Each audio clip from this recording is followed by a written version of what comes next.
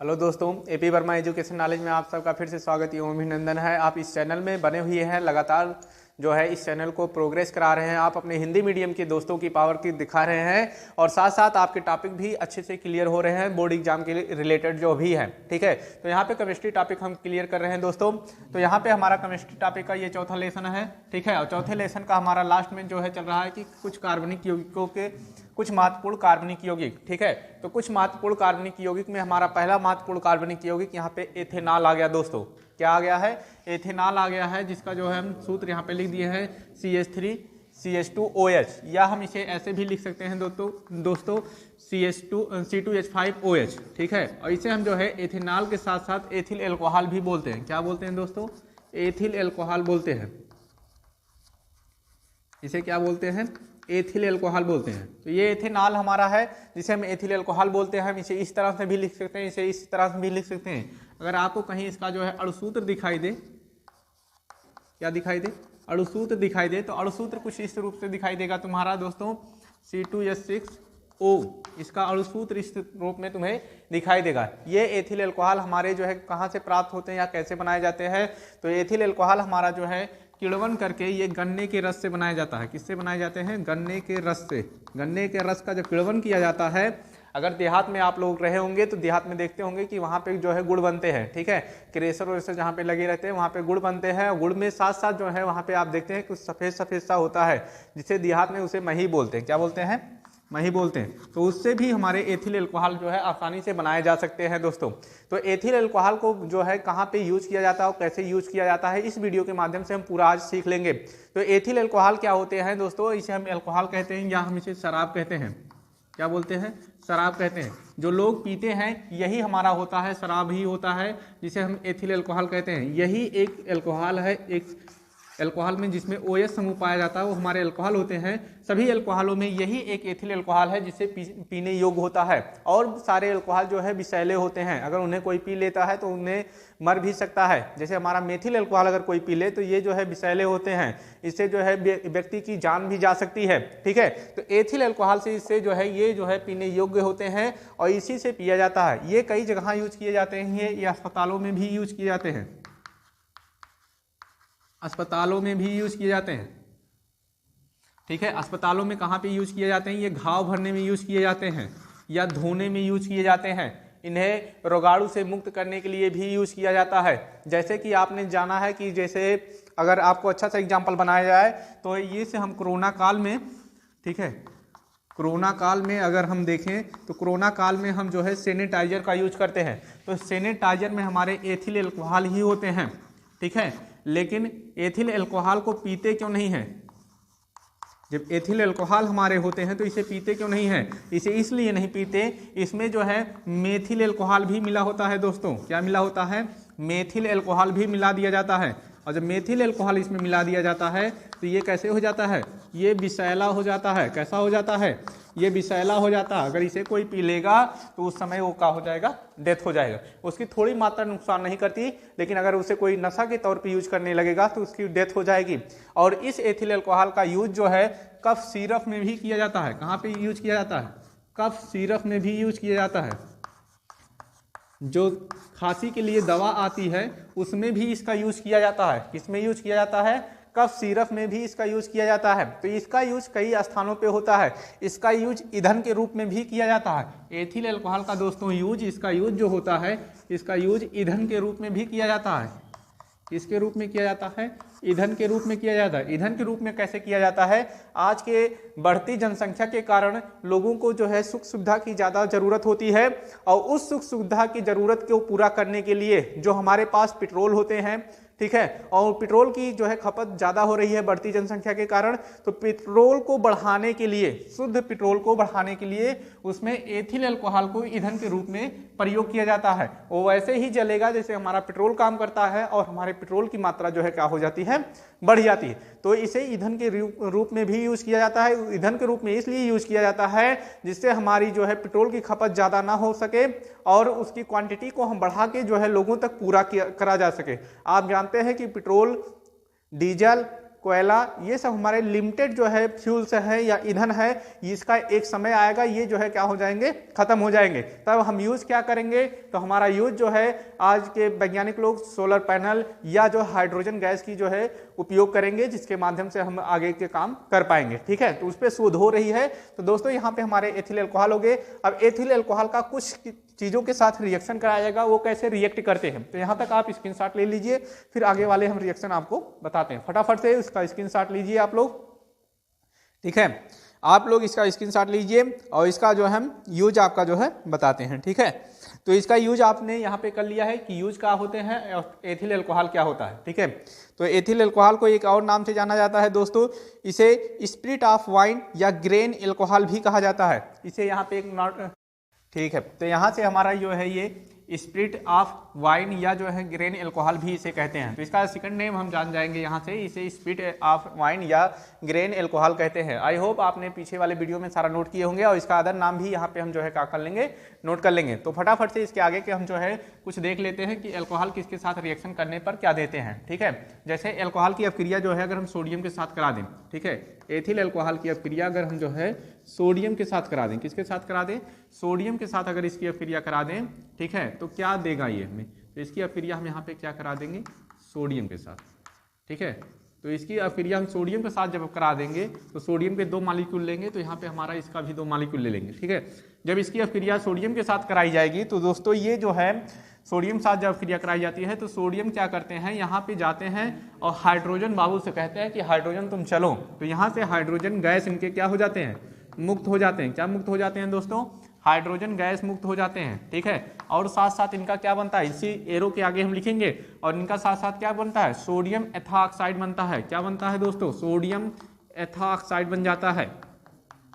ठीक है, यहाँ पे क्या बनता है, सोडियम एथॉक्साइड बन जाता है। तो यहाँ पे हम इसका नाम भी लिख लेंगे, सोडियम एथॉक्साइड, एथॉक्साइड इसका नाम बन जाता है सोडियम एथॉक्साइड। ठीक है, तो यहाँ पे एथेनॉल के ये हमारे कुछ फीचर हो गए। अब एथेनॉल का हम निर्जलीकरण कराएंगे। क्या कराएंगे दोस्तों, एथेनॉल का निर्जलीकरण कराएंगे। तो एथेनॉल का जब हमारा निर्जलीकरण कराया जाता है, आपको यहाँ से ध्यान देनी है क्या होता है, जबकि क्वेश्चन भी इन्हीं सभी से हमारे आते हैं कि इनकी अपक्रिया इनके साथ कराई जाती है तो क्या बनते हैं। तो जो भी पीछे से सारे एक एक रिएक्शन कंप्लीट करते आते हैं वही आगे क्या होता है, जब का भी आंसर दे पाते हैं। कहीं से और अलग से नहीं आता है दोस्तों, यहीं से ही आता है। ठीक है, अलग से भी हम कुछ वीडियो चाहेंगे तो बनाएंगे आपके लिए, अभी इतना जो कंप्लीट करना है यही हो जाए अच्छे से पहले। तो यहाँ हमारा जो है एथिल अल्कोहल का निर्जलीकरण करना है। ठीक है, ये एथिल अल्कोहल हो गया हमारा, इसकी निर्जलीकरण करना है। क्या करना है, निर्जलीकरण करना है, निर्जलीकरण। इसकी अलग से हेडिंग चाहोगे तो इसके अंतर्गत लगा सकते हो, निर्जलीकरण की हेडिंग लगा सकते हो, और इसमें लगा सकते हो कि सोडियम के साथ अपक्रिया। ठीक है, तो इसकी हम हेडिंग अगर लगाना चाहे, ठीक है, हेडिंग लगा सकते हैं वहाँ पे निर्जलीकरण की हेडिंग। ठीक है, निर्जलीकरण की जब इसमें अपक्रिया होती है, निर्जलीकरण के लिए इसमें एक चीज़ हम प्रयोग करते हैं और उसका नाम होता है सांसल्फ्यूरिक अम्ल H2SO4। ये हमारा एक उत्प्रेरक है जिसमें मिलाने के पश्चात वहाँ से जल के मॉलिक्यूल हमारे जो है क्या हो जाते हैं, बाहर रिमूव हो जाते हैं। जब जल के मॉलिक्यूल निकलेंगे तो यहाँ से OH निकल जाएगा और एक यहाँ से H निकलेगा हमारा। ठीक है, जब वहाँ से एक H निकलेगा तो ये हमारे बनाएंगे क्या दोस्तों, H2O बनाएंगे, और साथ साथ हमारा क्या बनेगा, CH2 डबल बॉन्ड CH2 बन जाएगा। ठीक है, तो इसे आप लोग कमेंट बॉक्स में लिख के बताएंगे कि इसका नाम क्या है। ठीक है, तो हम जानेंगे कि केमिस्ट्री का आप पूरा यूटिलाइज कर पा रहे हैं। ठीक है, तो अब इसी में हमारा जो है एथेनोइक अम्ल पढ़ना है दोस्तों। इसके कुछ महत्वपूर्ण कार्बनिक यौगिकों में दूसरा वाला हमें पढ़ना है एथेनोइक अम्ल। ठीक है, ये हमारा एथेनॉल था, अब एथेनोइक अम्ल को हम पढ़ते हैं। ठीक है, यहाँ तक आप नोट कर लिए होंगे। अब अगला हम देखते हैं एथेनोइक अम्ल। ठीक है, तो 2 हमें पढ़ना है जो हमारे NCERT में दिए गए हैं। ठीक है, क्या पढ़ना है अगला दोस्तों, एथेनोइक अम्ल। क्या पढ़ना है, हेडिंग हमारी लग जाएगी एथेनोइक अम्ल। ठीक है, दूसरी की हेडिंग लग जाएगी हमारी एथेनोइक अम्ल, एथेनोइक अम्ल। ठीक है, एथेनोइक अम्ल क्या होता है, ठीक है, जहाँ पे हमारे COOH आ जाता है। ठीक है, उसे हम बोलते हैं क्या, ओइक अम्ल। ठीक है, और इसी के साथ हमारा CH3 ग्रुप जुड़ जाएगा तो इसका हमारा पूरा नाम हो गया कि ये हमारा क्या है, एथेनोइक अम्ल है। ठीक है, एथेनोइक अम्ल हमारा होता कहाँ पे है, तो एथेनोइक अम्ल हमारा पाया जाता है सिरका में। कहाँ पे पाया जाता है, सिरका में, या एक आसान सा कहते हैं तो खट्टे में। कहाँ पाया जाता है, खट्टे में। तो ज़्यादातर अगर आपको अम्ल और क्षार में अगर हम पढ़ाए होंगे तो वहाँ देखे होंगे कि हम सिरके में बताए थे कि एथेनोइक अम्ल हमारा पाया जाता है। ठीक है, जिसमें हमारा एथेनोइक अम्ल पाए जाते हैं। एथेनोइक अम्ल का काम क्या होता है, ये जो है दुर्बल अम्ल होते हैं। क्या होते हैं, दुर्बल अम्ल होते हैं। ठीक है, और इसमें दुर्बल अम्ल होने के साथ साथ जब इसमें ये हमारे ये चायन विस्थापित होते हैं तो ये ज़्यादा अस्थायित्व जो है क्या करते हैं, प्राप्त कर लेते हैं। ठीक है, और एथेनोइक खट्टा चीज़ है हमारा। ठीक है, ये स्वाद को जो है खट्टा करेगा। सिरका खाने में यूज करते हैं, हम लोग जानते हैं। ठीक है, देहातों में बहुत अच्छे से इसे लोग खाते हैं, दाल वाल में डाल के अच्छे से। ठीक है, उसमें कई सारे जो है आना देहात में कभी तो ठीक है आपको वहाँ पे मिलेगा जो है दादी के हाथ के बना सिरका। ठीक है, उसमें आम रहेगा, लहसुन रहेगा। ठीक है, और जो है गन्ने का रस रहता है। ठीक है, उसे किड़वन किया जाता है, काफ़ी समय तक रखा जाता है, फिर उसे जो है क्या बनाया जाता है, एथेनोइक अम्ल बनाया जाता है। ठीक है, या जो है सिरका बनाया जाता है। ठीक है, और सिरका जो है बहुत अच्छे से लोग खाते हैं। तो इसके हम कुछ जो है एग्जाम्पल से देख लेते हैं। एग्जाम्पल्स मतलब इसके रासायनिक फीचर्स देख लेते हैं कौन कौन से हैं। तो इससे पहले आप हम रासायनिक फीचर लिखें दोस्तों, आप इसे जो है नोट करिए फटाफट में। ठीक है, एथेनोइक अम्ल को अपने कॉपी में नोट करते रहिए, कोई चीज़ आप छोड़ेंगे नहीं।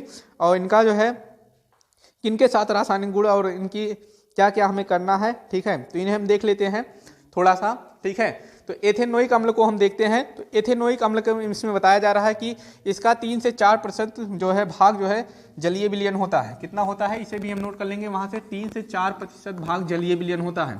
ठीक है, हम कंप्लीट कर लेते हैं इसे। इसका 3 से 4% भाग जो है इसका जलीय विलयन होता है दोस्तों। कितना होता है, 3 से 4% भाग इसका जलीय विलयन होता है। अब इसके हम जो है इसे और एक नाम से जाना जाता है, इसे ग्लाइसियल एसिटिक अम्ल भी कहा जाता है। इंपॉर्टेंट है, इसे अदर नाम से देखो यहाँ किस नाम से जाना जाता है, इसे ग्लाइसियल एसिटिक अम्ल कहा जाता है दोस्तों। इसे किस नाम से जाना जाता है, ग्लाइसियल एसिटिक अम्ल। इसे किस नाम से जाना जाता है, ग्लाइसियल एसिटिक अम्ल। इसे किस नाम से जाना जाता है, ग्लाइसियल एसिटिक अम्ल के नाम से भी जाना जाता है। किस नाम से जाना जाता है, ग्लाइसियल एसिटिक अम्ल के नाम से जाना जाता है। ठीक है, सही से अपने स्थान पर बैठो, इधर उधर नहीं करना है। ठीक है, इसे ग्लाइसियल एसिटिक अम्ल के नाम से जाना जाता है। तो हम इसके रासायनिक फीचर्स भी देख लेते हैं, रासायनिक गुण भी देख लेते हैं। ठीक है, इसके रासायनिक गुण आप लोग अच्छे से नोट करते रहिए। ठीक है, ऑनलाइन वाले बच्चे अच्छे काम कर रहे हैं आप लोग। ठीक है, सारा चीज़ कॉपी में नोट कर रहे हैं। नोट करने के साथ साथ आप चैनल को जो है ग्रो भी करा रहे हैं। ठीक है, और रासायनिक गुण इसे हम देखते हैं, अच्छा सा हम सारा चीज़ क्लियर करते चल रहे हैं। सारा कोई भी पॉइंट आपका छोड़ने का प्रयास नहीं कर रहे हैं।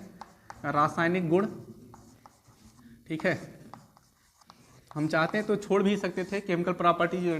ठीक है, लेकिन नहीं, आपके लिए इंपॉर्टेंट है इसलिए हम छोड़ नहीं रहे इसे। ठीक है, इसमें बताया जा रहा है कि रासायनिक गुण में जब हमारी जो है एसिटिक अम्ल की अपक्रिया कराई जाती है, यहाँ पे हम देख लेते हैं CH3COOH। ठीक है, इसकी अपक्रिया कराई जाती है सोडियम के साथ। ठीक है, तो ये H+ आयन हमारे देते हैं। जैसा कि हमने पीछे एल्कोहल में इसकी भी अपक्रिया सोडियम के साथ कराई थी, तो वहाँ से हमारे हाइड्रोजन जो है क्या हो गए थे, मुक्त हो गए थे। ठीक है, और हमारे जो है वहाँ पे सोडियम एथॉक्साइड बनाए थे। तो यहाँ भी कुछ ऐसा ही हमारे जो है बनने वाले हैं। तो यहाँ पे हमारा क्या बनेगा दोस्तों, तो यहाँ पे हमारे जो है जब इसे तागा जाएगा तो ये भी हमारे जो है सोडियम हाइड्रोक्साइड नहीं, सॉरी, सोडियम एथॉक्साइड बनाएंगे। एथेनोइक अम्ल है तो एथॉक्साइड बनाएंगे। तो यहाँ पे हमारा CH3COO, ठीक है, यहाँ से H हमारे निकल के हाइड्रोजन बनाएंगे, H2 हो जाएगा। और यहाँ पे हमारे जो है यहाँ पे क्या आ जाएगा, N आ जाएगा। ठीक है, यहाँ 2 मॉलिक्यूल हो जाएंगे जिससे हमारा रिएक्शन जो है बैलेंस हो जाएगा। ठीक है, इसमें क्या बताया जा रहा है, इसमें यही बताया जा रहा है कि हमारे जब ये H+ आयन यहाँ से निकल जाते हैं इसके हाइड्रोजन के, तो ये अधिक अस्थायित्व गुण शो करते हैं। क्या शो करते हैं, अधिक अस्थायित्व वाले गुण जो है ये क्या करते हैं, शो करते हैं। ठीक है, फटाफट से हम इसकी अपक्रिया क्षार के साथ करा देते हैं। इसकी अपक्रिया किसके साथ हो जाएगी, क्षारों के साथ, क्षारों के साथ। ठीक है, क्षार के साथ जब इसकी अपक्रिया होगी, ठीक है, एथेनोइक अम्ल को हम यहाँ लिखते हैं CH3COOH, और कोई भी हम क्षार ले लेते हैं। क्षार हम किताब से ही देख लेते हैं, NaOH हमारा एक क्षार ले लिया जा रहा है। जब इसकी अपक्रिया क्षार के साथ कराई जाती है, ठीक है, तो जब NaOH के साथ इसकी अपक्रिया कराई जाएगी दोस्तों, तो यहाँ से हमारे जल के मॉलिक्यूल निकल जाएंगे, एक यहाँ से H और यहाँ से एक हमारे OH। ये जो है क्या हो जाएंगे, इससे निकल के जल बना लेंगे। क्या बना लेंगे? जल बना लेंगे। ठीक है, अलग पेन से दिखा दिया जाए आपको जिससे अच्छे दिखाई दे। यहाँ से हमारे H और यहाँ से OH दोस्तों निकल जाएगा, तो हमारा बच क्या रहा है? CH3 COOH और उसके साथ हमारा Na जुड़ जाएगा। ठीक है, और हमारा बन क्या रहा है? H2O। जब हमारी इसकी अपक्रिया क्षार के साथ कराई जाएगी तो यहाँ से हमारे जल मुक्त होंगे। जब इसकी अपक्रिया सोडियम साथ कराई जा रही है, ठीक है, तो यहाँ पे हमारे जो है अम्ल के साथ जब कराई जा रही थी तो यहाँ पे हमारे जो है हाइड्रोजन मुक्त हो रहे थे। ठीक है, और हम देख लेते हैं इसकी अपक्रिया एक और कंप्लीट कर लेते हैं इसमें। ठीक है, इसका एसिटीकरण कराना है दोस्तों। क्या कराना है? एसिटीकरण। ठीक है, एस्टरीकरण, ये इंपॉर्टेंट है, इतना नोट करिए, और ये इंपॉर्टेंट वाली पॉइंट भी नोट करिएगा। ठीक है, एस्टरीकरण कराना है, एस्टरीकरण इंपॉर्टेंट पॉइंट जरूर नोट करिए, ये वाला छोड़ना नहीं है बिल्कुल भी। बोर्ड एग्जाम से बहुत जो है रिलेटेड है और जो है ये फायदेमंद भी है आपके लिए। ठीक है, और फायदेमंद के साथ साथ आप जो है सारा चीज जो है हेडिंग कर करके काम करेंगे। एस्टरीकरण, एस्टरीकरण,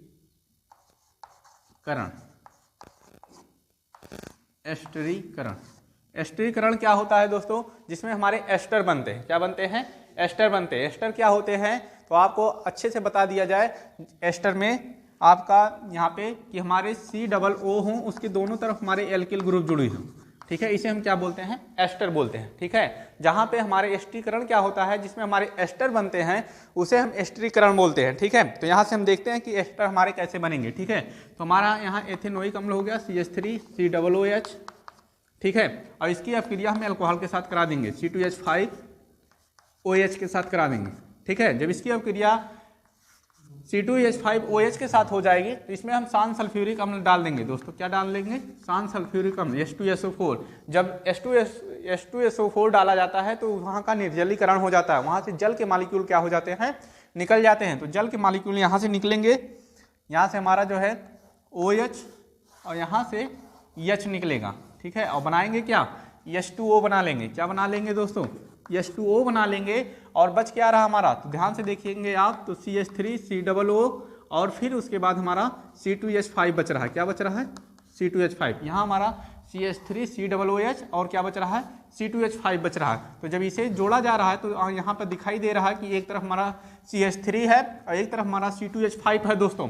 तो दोनों तरफ एल्किल ग्रुप है, एक मेथिल है और एथिल है। तो ये हमारा क्या बन गया? एस्टर बन गया। तो एथिल एल्कोहल और जो है हमारा एथेनोइक अम्ल की अपक्रिया जब शांत सल्फ्यूरिक अम्ल की उपस्थिति में कराई जाती है तो यहाँ हमारे एस्टर का निर्माण होता है। क्या बनते हैं दोस्तों? एस्टर बनते हैं। इंपॉर्टेंट है क्वेश्चन, कोई छोड़ना नहीं है, सारे काम को अच्छे से करना है। ठीक है, एक लास्ट इसका हम देख लेते हैं, फिर उसके बाद हम साबुन तथा अपमार्जक को पढ़ेंगे। ठीक है, हम इसका लास्ट एक देख लेते हैं, कार्बोनेट तथा बाइकार्बोनेट के साथ अपक्रिया। ठीक है, तो यहाँ हम देख लेते हैं, फटाफट से कंप्लीट कर लेते हैं। आप अपने कॉपी में हेडिंग लगा लेंगे, कार्बोनेट तथा बाइकार्बोनेट के साथ अपक्रिया। ठीक है, सेम ही चीज बनेगा, बस हम देख लेते हैं यहाँ पे कार्बोनेट। ठीक है, कार्बोनेट में सोडियम कार्बोनेट ले रहे हैं और एक कह रहा है कि bicarbonate CH3 COOH plus NaHCO3। ठीक है, ये बाइकार्बोनेट है, ये हमारा कार्बोनेट है। ठीक है, और हमारे जो है सेम ही चीज बनेंगे, कार्बन डाइऑक्साइड और ऑक्सीजन बनेगा। ठीक है, तो यहाँ पे देख लेते हैं फटाफट से, ये सारे क्वेश्चन कंप्लीट होते रहे हमारे। ठीक है, जिससे हमारे जो है कोई भी दिक्कत ना आए। ठीक है, और इससे हमारे एसीटेट का निर्माण होता है दोस्तों। क्या निर्माण होगा?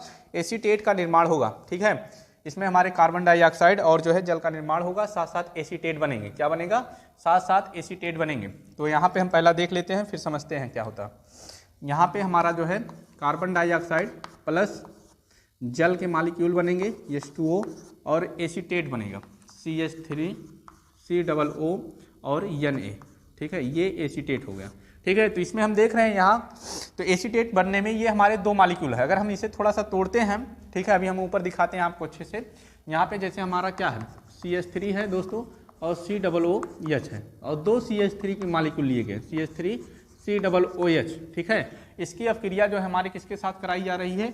Na और जो है CO3 है। ठीक है, यहाँ पे इसकी अपक्रिया कराई जा रही है। तो यहाँ से हमारे जो है निकल जा रहे हैं, क्या अलग पेन से आपको दिखाया जाए, तो यहाँ से हमारे निकल जा रहे हैं क्या दोस्तों, यहाँ से हमारा निकल जा रहा है जो है जल के मॉलिक्यूल H2O निकल रहे हैं, और फिर उसके साथ साथ हमारे कार्बन डाइऑक्साइड निकल रहे हैं CO2, ठीक है। और कार्बन डाइऑक्साइड जब हमारा निकल जा रहा है तो बच क्या रहा दोस्तों, यहाँ आप देख रहे हैं CH3 और CH3, ये दो मॉलिक्यूल बच रहे हैं, और बीच में हमारा क्या बच रहा, CO बच रहा। मतलब ऐसे कुछ इसकी संरचना हमारे बन के आएंगे। CH3 यहाँ पे हम देखते हैं CH3 और CH3, और इससे हमारे जो है दोनों जुड़े रहेंगे CO, ठीक है। इससे आगे जुड़ने के लिए बचा है, ठीक है। तो यहीं पे आके हमारे जो है यहीं पे हमारे जो है, रुक जाइए, ठीक है। यहाँ से कार्बन डाइऑक्साइड हम निकालेंगे, ये कार्बन डाइऑक्साइड रहने देते हैं, ठीक है। दो मॉलिक्यूल हमारे बनाने हैं, तो यहाँ पे हमारा जो है बन जाएगा का CH3COO, ठीक है। ये दोनों हमारे यहाँ से कार्बन डाइऑक्साइड निकल गए और COOH बना, ठीक। तो साथ साथ ये हमारे जो है यहाँ से Na इसी पे आके क्या हो जाएगा, जुड़ जाएगा। 2 Na है और यहाँ 2 मॉलिक्यूल जब हम लिखेंगे तो ये हमारा बराबर हो जाएगा। नहीं समझ में आया, फिर से एक बार देख लीजिए आप लोग। यहाँ नीचे CH3COOH और CH3COOH, ठीक है। इसकी अब क्रिया हमारी सोडियम है और कार्बन डाइऑक्साइड, ठीक है, ये कार्बोनेट है, ठीक है। इसके कार्बोनेट से यहाँ से हमारे कार्बन डाइऑक्साइड निकल गए, और यहाँ से हमारे जल के लिए जब कार्बन डाइऑक्साइड निकलेगा तो यहाँ से हमारा एक O और बचा रहेगा दोस्तों। ये वाला हम इग्नोर करते हैं, ठीक है। यहाँ से फिर से हम देखते हैं, यहाँ से जो हमारा 2 H हो जाएंगे, एक H यहाँ हमारा बचा है, ठीक है। 2 H और एक O यहाँ से मिलके हमारे H2O बना लेंगे, और साथ साथ ये दोनों मॉलिक्यूल आपस में बनाएंगे क्या, CH3COO, और इसी के साथ साथ हमारा सोडियम के दोनों मॉलिक्यूल जब जुड़ जाएंगे यहाँ हम 2 लगा देंगे, ठीक है। तो ये हमारे यहाँ पे जो है क्या हुए हैं, क्लियर हुए हैं, ठीक। ऐसे ही हमारे नीचे वाला भी बनेगा दोस्तों। फटाफट से हम नीचे वाला देख लेते हैं, वही सेम चीज़ ही बनना है बाइकार्बोनेट से भी, ठीक है। तो बाइकार्बोनेट्स की क्रिया जब कराई जाएगी तो ये सिंगल ही है, ठीक है, इसमें ज़्यादा झमेला नहीं है। तो यहाँ से हमारे क्या निकल जाएंगे, यहाँ से कार्बन डाइऑक्साइड निकल जाएगा, CO2 निकल जाएगा दोस्तों, और एक ऑक्सीजन बचा रहेगा। तो एक ऑक्सीजन और एक हाइड्रोजन यहाँ का, एक हाइड्रोजन यहाँ का निकल जाएंगे, तो बनाएगा हमारा क्या, तो हमारा बनाएगा H2O, ठीक है। क्या बना लेगा, H2O। 3 ऑक्सीजन थे ना, तो 2 ऑक्सीजन कार्बन डाइऑक्साइड बनाया यहाँ पे, और जो है एक ऑक्सीजन बचा था, एक हाइड्रोजन, तो OH और एक H यहाँ मिलके हमारे बनाए क्या, H2O। बचा क्या है हमारा, गैप्स आउट करके हम लिख लेंगे, तो बचा क्या है CH3COO, और Na उसी के साथ साथ हमारा जाके जुड़ जाएगा, ठीक है। तो एसीटेट हमारे जो है बन जाएगा CH3COO, और यहाँ पे हमारा Na आके जुड़ जाएगा, ठीक है। तो यहाँ पे ये हमारे वीडियो जो है कंप्लीट होते हैं। अगले वीडियो में आपको साबुन तथा अपमार्जक के बारे में अच्छे से बताया जाएगा, ठीक है। तो दोस्तों वीडियो में लगातार आप अच्छे से ही बने हैं, ठीक है, कोई दिक्कत नहीं है आपको, और आपको पूरी क्लास की फीलिंग दी जा रही है। ये केमिस्ट्री है, थोड़ी सी बोरियत होती है, लेकिन आप लिख लिख के प्रैक्टिस करेंगे तो आपको सारा चीज़ समझ में आएगा, ठीक है। बंद करिए।